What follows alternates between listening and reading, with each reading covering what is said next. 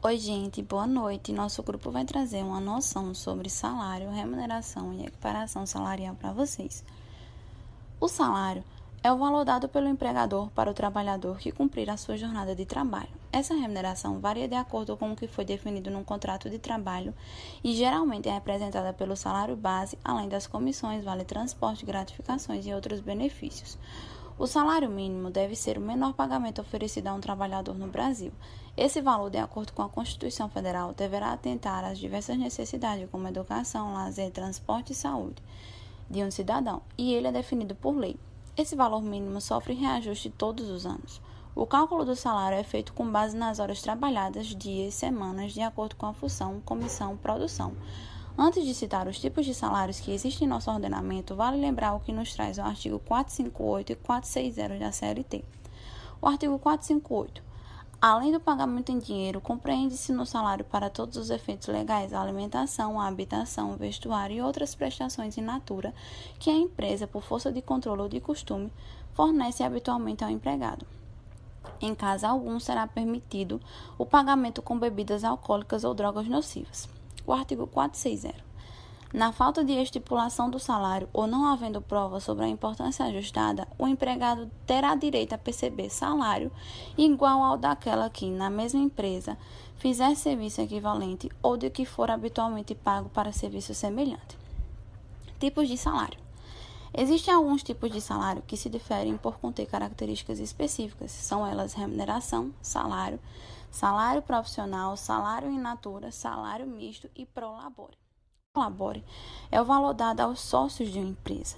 Nessa remuneração, não há regras obrigatórias como no do trabalhador comum, mas pode-se definir em um contrato se ele receberá 13º salário, por exemplo. Na remuneração, esta é representada pela soma do salário com outros benefícios, tais como comissões, gratificações e horas extras. Pode ser pago pelo empregador ou não. Um exemplo disso é a gorjeta. O salário é o valor referente ao cumprimento dos serviços e da jornada de trabalho. A aplicação do aumento salarial ocorre sob este valor. O salário misto é quando o funcionário recebe dois tipos de valores. O primeiro é o fixo e o segundo variável, como no caso de comissões. Salário in natura. Conforme estabelecido no contrato de trabalho, é o valor de benefícios, parcelas ou bens dados como gratificação ao serviço prestado, tais como vale-transporte e alimentação, por exemplo. O salário profissional é o valor mínimo fixado em lei, dado a indivíduos que integram uma categoria profissional, como, por exemplo, advogados, jornalistas, etc. Descontos no salário. O adiantamento, como o nome diz, é um adiantamento pago ao empregado que é anotado em recibo. Também é conhecido como vale e deve ser descontado do próximo salário. Contribuição sindical é uma contribuição que o funcionário dá ao sindicato a que pertence referente a um dia de trabalho. Contribuição do INSS é uma contribuição definida pelo governo federal, dada ao Instituto Nacional de Seguridade Social, que deve ser descontado mensalmente sobre o salário base. Assim como é imposta, há uma tabela que define o valor que deverá ser recolhido de acordo com o salário base de uma pessoa. Uma alíquota que varia de 8% a 11%. Supondo que um funcionário receba R$ 800, esse valor é multiplicado por 8%. O resultado desta multiplicação será o valor a ser descontado, que no caso é de R$ 64. O Fundo de Garantia por Tempo de Serviço, o FGTS. O FGTS é um direito dos trabalhadores no Brasil, podendo ele recolhê-lo apenas em casos especiais. Ele é uma espécie de indenização dada ao funcionário pelo tempo que trabalhou em uma determinada empresa. Em casos onde um empregado é demitido sem justa causa, poderá receber o FGTS. Assim, o empregador pagará uma multa de 40% em cima do valor depositado pela empresa a título de FGTS. O saque deste valor será realizado na Caixa Econômica Federal. Há diversas situações em que uma pessoa poderá retirar esse valor. Exemplos são quando a empresa é extinta, em caso de aposentadoria, quando o contrato de trabalho termina, na compra de um imóvel, com o falecimento do funcionário, dentre outros. O imposto de renda retido da fonte. O imposto de renda retido da fonte é um imposto cobrado em cima do salário da pessoa física que presta serviço à empresa, mediante uma alíquota em tabela fornecida pelo governo, sendo retido todos os meses pela mesma. Há uma observação neste tema. Há também o imposto de renda de pessoa física ou jurídica. É um imposto estabelecido pelo governo federal que varia de acordo com a renda de uma pessoa física ou jurídica. Anualmente, esses contribuintes deverão obrigatoriamente prestar contas à Receita Federal através da Declaração de Ajuste Anual. O cálculo de imposto é feito em cima da renda do indivíduo. O imposto de renda pago por pessoa física é chamado de imposto de renda de pessoa física e o pago por pessoa jurídica é o imposto de renda de pessoa jurídica. O Vale Transporte. O Vale Transporte é o valor dado ao empregado para que este se desloque de sua casa para o trabalho e vice-versa. Assim, desconta-se um valor de 6% do salário do empregado. Além desses, há outros descontos opcionais, como plano de saúde, assistência odontológica, seguro e outros adicionais ao salário. Existem ainda outros adicionais aos salários que o trabalhador recebe em condições específicas, tais como adicional noturno, comissões, hora extra, insalubridade e periculosidade. Um ponto importante desse nosso assunto é o salário maternidade. Ele é pertinente, cabível a todas as seguradas empregadas, as autônomas, as empregadas domésticas, contribuintes individuais, facultativas e seguradas especiais por ocasião do parto, inclusive do natimorto, do aborto não criminoso, da adoção ou guarda judicial para os mesmos fins.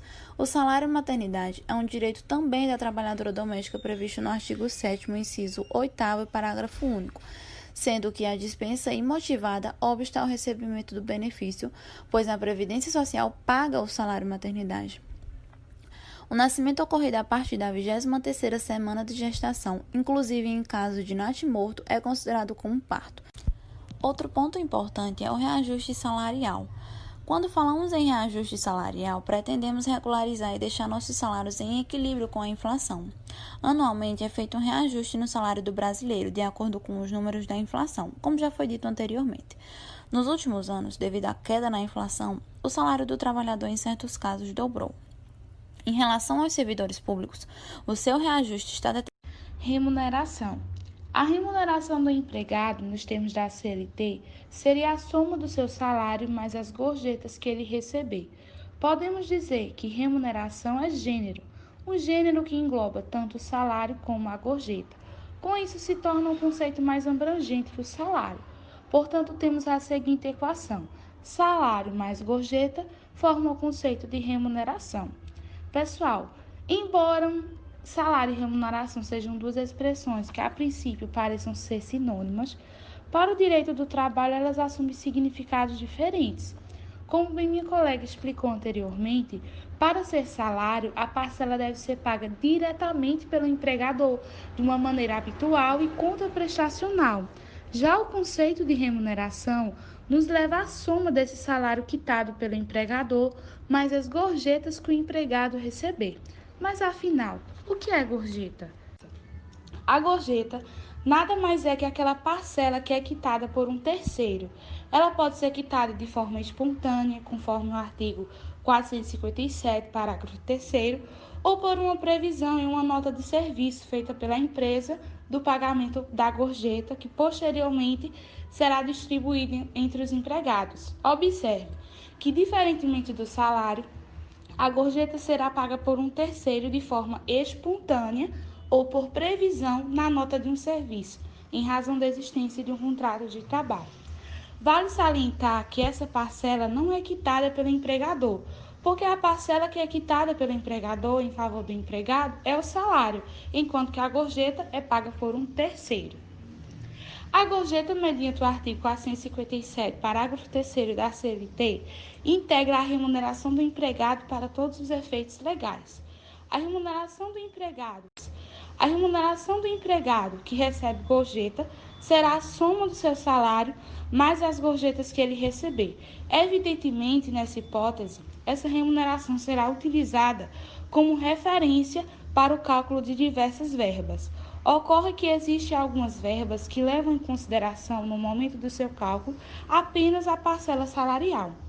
E, em decorrência disso, foi estabelecida uma discussão sobre quais parcelas seriam utilizadas como base de cálculo à gorjeta e quais não levariam em consideração a gorjeta na sua base de cálculo, para os empregados que recebem a gorjeta além do seu salário. Por essa razão, foi editada a súmula 354 do TST, que nos diz o seguinte: as gorjetas cobradas pelo empregador na nota de serviço ou oferecida espontaneamente pelos clientes integram a remuneração do empregado, não servindo de base de cálculo para as parcelas de aviso prévio, adicional noturno, horas extras e repouso semanal remunerado. Diante disso, fica claro e evidente que o valor das gorjetas não servirá como base de cálculo das parcelas citadas na súmula 354 do TST. Bom, pessoal, era isso que eu tinha para falar sobre remuneração e agora também gostaria de falar um pouco sobre a equiparação salarial, que encontra respaldo no artigo 7º da Constituição Federal, nos incisos 30 e 31, bem como na CLT, no artigo 461 e na súmula número 6 do TST. Bom, a equiparação salarial nada mais é que um instituto que tem por objetivo estabelecer uma igualdade salarial. Podemos dizer que seja uma isonomia salarial, trabalhando com a ideia de que para o trabalho de igual valor deverá corresponder também o salário de igual valor, sendo como um dos requisitos o trabalho que é prestado para o mesmo empregador no mesmo estabelecimento, desde que preenchido alguns requisitos. Dessa forma, não é possível e nem viável ao empregador estabelecer distinções de salário entre os empregados, levando em consideração elementos como etnia, sexo, nacionalidade ou idade, desde que preenchidos os requisitos previstos no artigo 461 da CLT. Vejamos. Sendo idêntica à função, o trabalho de igual valor prestado ao mesmo empregador no mesmo estabelecimento empresarial corresponderá a igual salário, sem distinção de sexo, etnia, nacionalidade ou idade. Podemos observar que, portanto, os requisitos são ser idêntica à função, correspondente a tarefas idênticas, o trabalho ser de igual valor, prestado ao mesmo empregador e no mesmo estabelecimento empresarial. Em suma, pessoal, podemos dizer que o objetivo da criação dessa lei é evitar e proteger os funcionários de possíveis discriminações por suas diferenças, já que exercendo o mesmo trabalho precisam necessariamente obter o mesmo direito.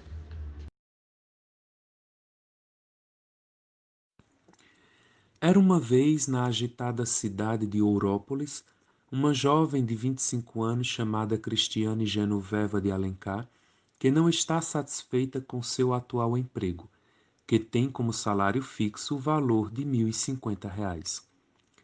Olhando as redes sociais pelo computador da empresa que trabalha, observa a proposta de um emprego melhor na empresa Silva Investimentos Global, localizada na Rua da Prata, número 1200, bairro Rico, na mesma cidade.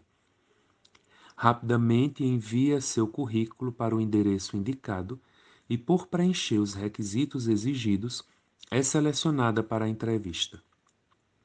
No dia e hora marcados, comparece na empresa e apresenta-se no setor de RH. O coordenador do setor a recepciona e a acomoda na sala. Esclarece que o cargo é para secretária, com salário fixo de R$ 2.350, com jornada de 8 horas diárias, folgas aos domingos e não terá nenhum auxílio. Ao analisar o aumento de mais de 100% que irá ter no salário, que esta empresa tem oportunidades positivas de promoções futuras com maiores remunerações, e por estar localizada mais próximo de sua residência, ela aceita a proposta.